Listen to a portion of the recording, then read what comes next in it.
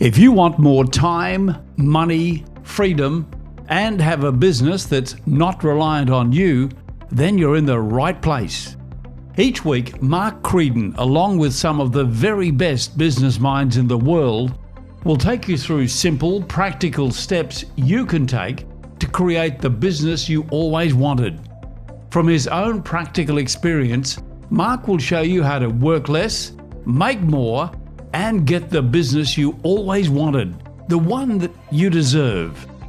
Now here's your host, one of Australia's most sought-after business coaches, Mark Creedon. Welcome to the latest episode of the Mastermind for Business podcast. I'm Mark Creedon, your host. In the studio, joining me, I've got a very special guest, my business partner and my far better half, Caroline Creedon. Caroline, good morning. I'm glad you said the far better half. Yeah, exactly. Hey, what I want to talk about today, if you are in business with a partner, so whether it's your life partner, whether it's your brother, your sister, or your best mate, I think there's some things that are really important that you need to make sure that you do, some kind of rules that you need to follow in order to make sure that you're getting the very best out of the partnership, and also to make sure that your personal life doesn't encroach on your business life and vice versa. And, often we see that those things go horribly wrong. So if you are in partnership with someone, you're in the right place, because in today's episode, that's exactly what we are going to be talking about. Hey, Caroline, let's talk about how we work together and what are some of the tips and tricks that we use. Let's get underway right now. Caroline, we've been working together. Gosh, goodness me, how long have we been working together now? It would have to be 10 years. No, it's more. It'd be about 14. Yeah, time. It's longer for me, naturally. Time flies when you're having fun. I think good, because people often sort of say, how do you go about the fact that we work together every day, we travel to and from the office every day together, we live together, we holiday together. Goodness me, we just spent 5 days on a road trip together. And yet, well, certainly from my point of view, divorce isn't on the cards at this stage. Neither of us can afford a divorce. that's where you're supposed to jump in and go, me neither. Me either. No, definitely not.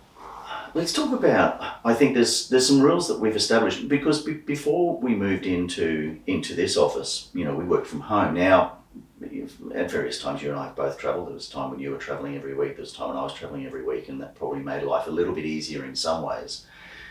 But when we were working from home, we were working together. Whether we were in the office, we were working together. Let's talk about some of the tips and tricks that I think we can share with the listeners as to how you can make sure that a partnership actually survives. Well, what if you were to meet somebody and they said, what's the secret to success to working with your husband in this case? How do you think you'd answer that? I think it's a balance between definitely communication, but patience and understanding, but also being super clear on which lane is yours. Right, because that's a bit of a saying that you like to use. It's usually around, hey, swim in your own lane, mate.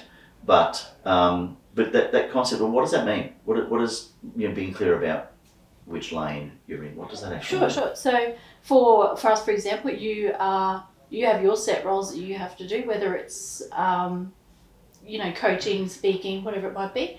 And I have my set roles, and I just go about my business. We catch up every day, do a brainstorm, brain dump, whatever we need to do, and then we communicate with the rest of the team. So we do all those sorts of things, but we always make sure that each of us is very clear on what we need to do. I think that concept of swimming in your own lane, where I've got my role, you've got your role, we're both very clear on what those roles are. But what about when there's some overlap in those roles? Do you know what I mean? Like, so we're talking about, say, an intensive that we run for our mastermind members, which we do 3 times a year on the Gold Coast, and we're talking about putting that together, and I'm putting the content, but and you're also putting content together, but you're responsible maybe for some of the logistics of it. How do we move past the conflict that could easily arise from that? Well, in things like events and things like that, we have set expectations and mapped out plans and times and things like that. I'm quite a structured, Yeah. I'm much more structured than you would be. So I sort of have to account for your sometimes lack of or less Yeah. Oh, no. structure than I would have. Yeah, admit it, absolutely. I mean, without you, the level of structure we have in the business would be a lot less. Maybe. Because I'm off sort of, thinking about the next big thing, the next thing that I can focus on. A shiny toy. I've got a couple of those in mind, actually. Yes. Talking about it, but the reality is that's I'm more of a bigger picture thinker, and you're more of a detail thinker. I think the other thing that we decided to do really early on was to have some structure. So you said that we, that we chat every day, and we do. But I think the other thing is to have structure to those chats, to actually have structure to the meetings in terms of when we have them. So we have meetings that are in our calendar, and we don't always have them at that time, No. right? But it's always a placeholder in the calendar, so that if there's something we really need to talk about, we know that we've got that sitting in the calendar to run with.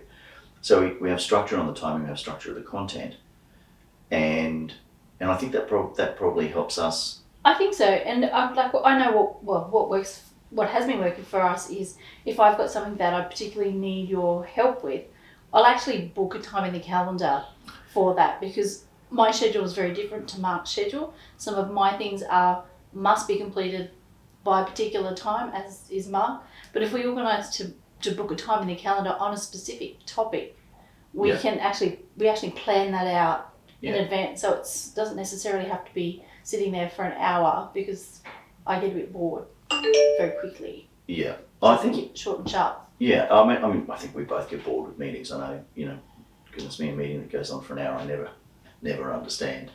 But I think that's true, Caroline. I know that if there's a particular topic, like you sent me an email, even though we're only sort of 3 or 4 feet away from each other through a wall, but you sent me an email yesterday saying, "Hey, can we chat about this?"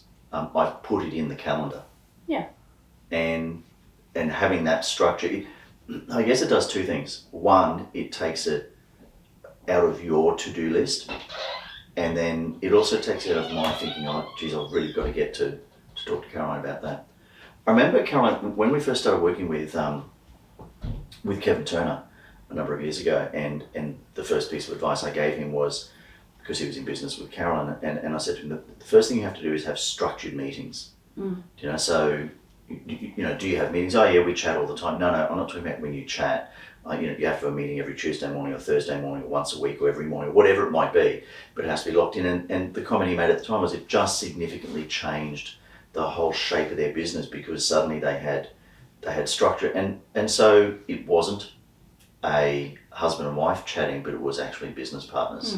I think you have to give respect in 3 different areas. 1, respect to the business. 2, respect to your relationship.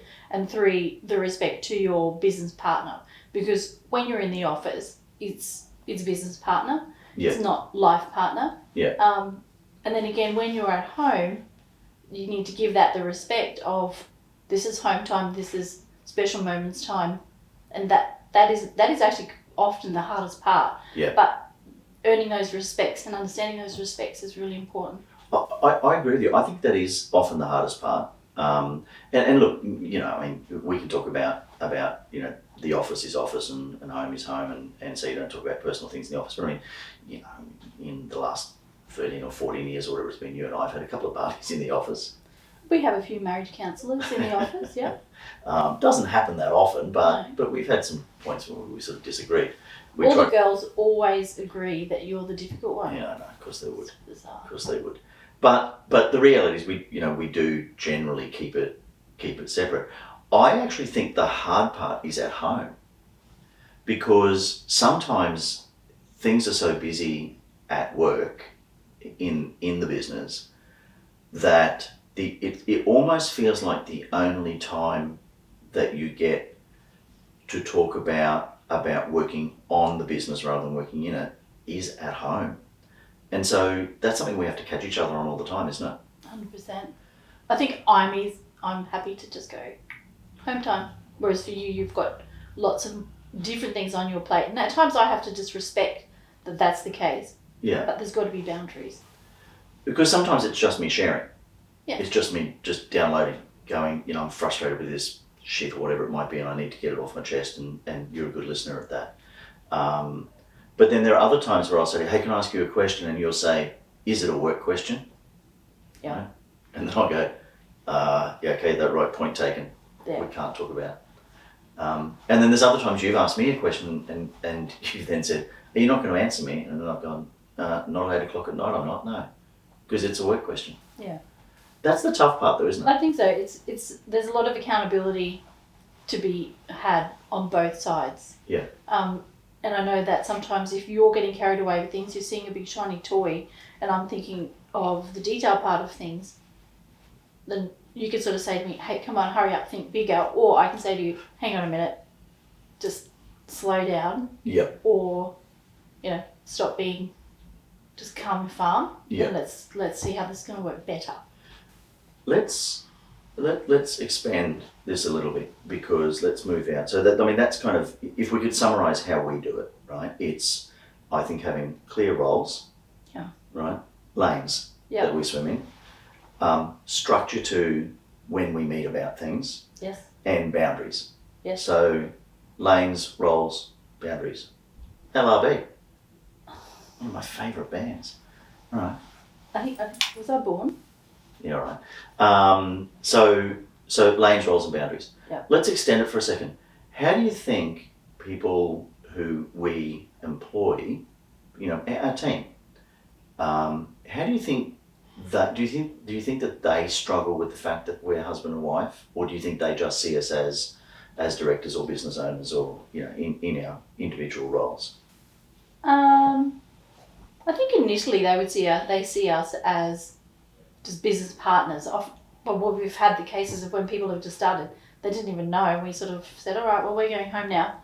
They actually thought we were flatmates, which was I remember sometimes we feel like flatmates, but I remember that very clearly. Rob was in the kitchen and we said we were leaving. He said, oh, do you guys live together? I went, yeah. He goes, oh, what, in the same house? I went, yeah, like we're married. So he was quite shocked. But I think because we've got quite a family environment in the office, everybody's quite close, they sort of will become family in here, so we're quite conscious of that. So I don't think it's ever an issue, except for when you're being difficult, everybody seems to leave the building. Sure, and as they should, because I'm being difficult for a reason. So we've spoken about lanes, roles, boundaries. With the team, I think it's important that we communicate with the team as business partners and not as husband and wife. And for listeners listening to this, this could be, as I said at the very start, you could be best mates. We've got clients in very successful businesses who are best mates, husband and wife, just business partners that have come together, went to school together or whatever it might be, and they've sort of moved into business together. But I think communicating with the team around business partners and not around friendship.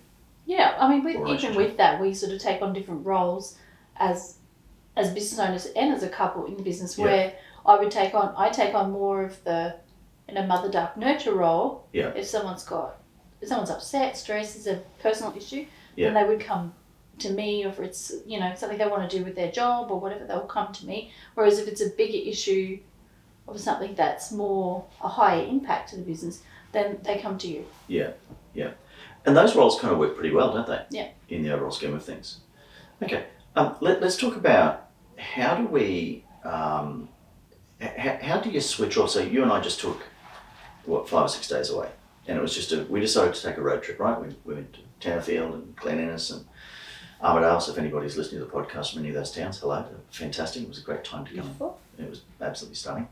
How do you, Caroline, how do you think that we go about, cutting that line at the time you walk out the door and you go and leave? Because we often say this to our clients, to our mastermind clients. We often say, when you're on, you're on. When you're off, you're off, right? So you've got to make sure that you're actually switching off and taking some time. How do you think that we do that in terms of switching off, our communication? We spent hours in a car. How do we not talk a lot about work? Because there's beautiful cows to look at. Well, it was beautiful countryside.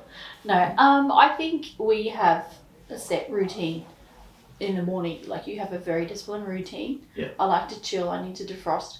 But when it comes to work, we live on a peninsula, so we have to go over the bridge. I think as soon as we get over the Ted's Mount Bridge, heading to work, you look at the ocean and go, yep, that's beautiful. I'm on my way to work.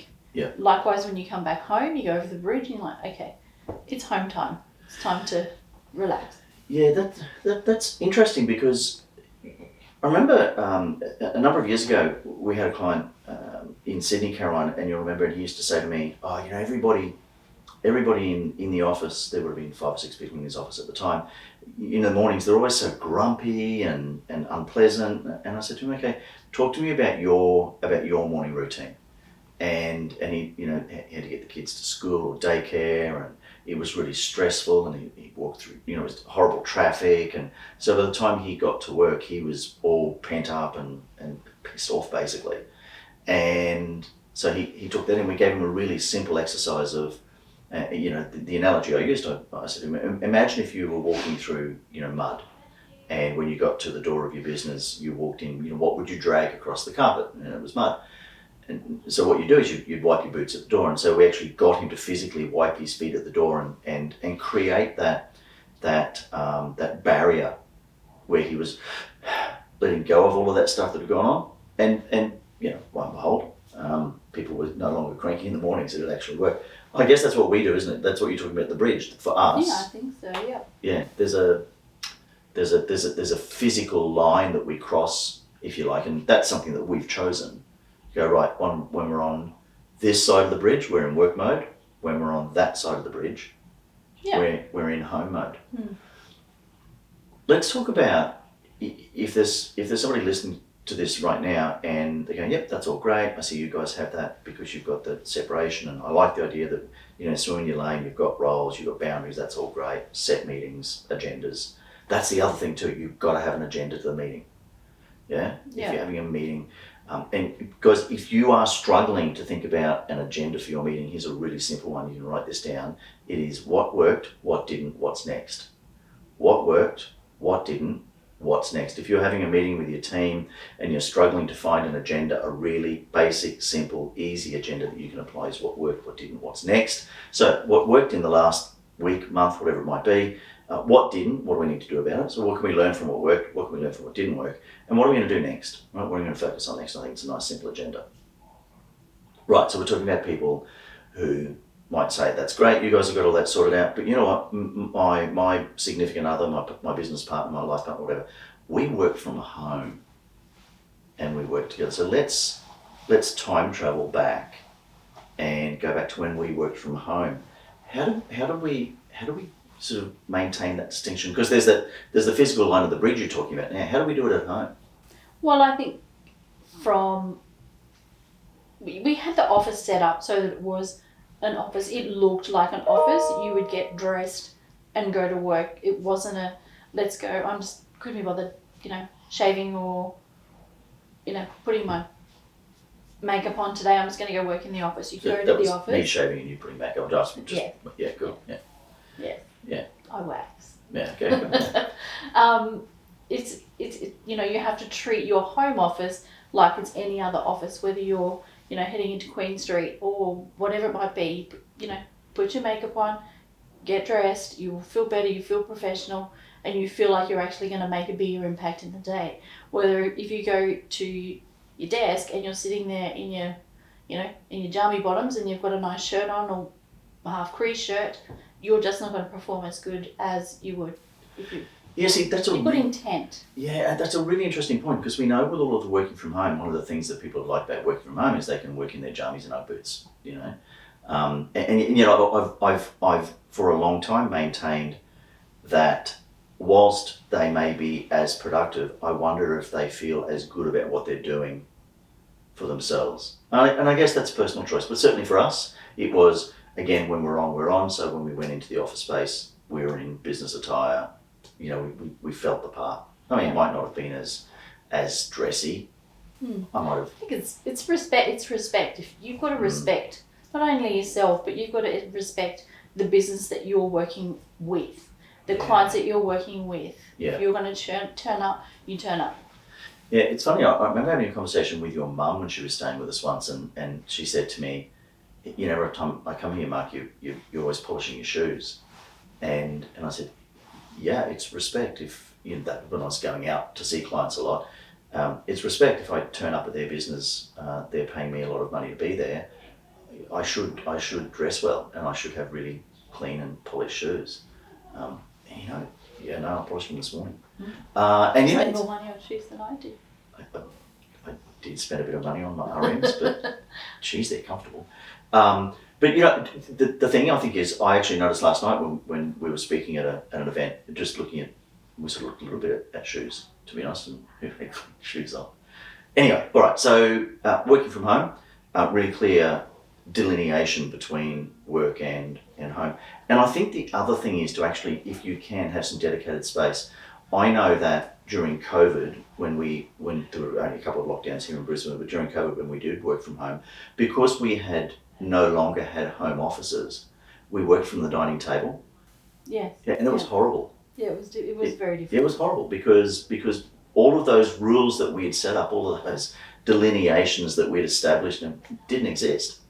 I think in a scenario like the only way you could separate it is where you sleep and your lounging area. So, you know, for us, upstairs bedroom, upstairs lounge, that's the line. That's it. Stop. Yeah, there's no business. No.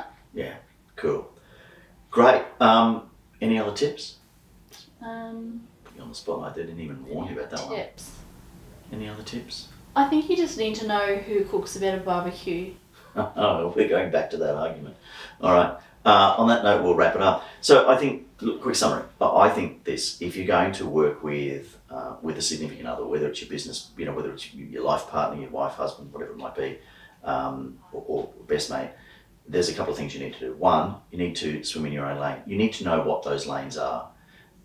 You need to have really clear roles and responsibilities. And then there needs to be super clear boundaries around when you discuss what you discuss. I think the concept of having some kind of a delineation point that you go, do you know what, when I cross that point, I'm now in work mode, and when I cross that point coming back, I'm now in home mode. And subtle ways of being able to nicely remind each other if one person is moving outside those boundaries. Do you know, like as we do. You ask me a question, I go, not now. Yeah. You know, or you'll remind me that it's the weekend and we shouldn't be talking at work. I think just so that I have the last word, I think that making sure that I always respect your skills and you always respect my skills. And I think that is really important. There's certain things that you're super good at, but then I think sometimes more creative, left-wing thinker. So that's where my skills balance it out. Yeah, 100%. Couldn't agree more. Guys, that's it from this episode of the Mastermind for Business podcast. Hey, if you know someone in their professional practice or a service business and you think they'd benefit from listening to this, please share the podcast, rate it, review it. We'd love to hear what you think of it. If you've got anything you'd like to hear us talk about, please let us know. If you are in a professional practice or a service business yourself, the sort of things we've spoken about today are the sort of things that we teach our mastermind members. metropolemastermind.com.au. We'd love to have a chat to you. And until we see you and talk to you next time.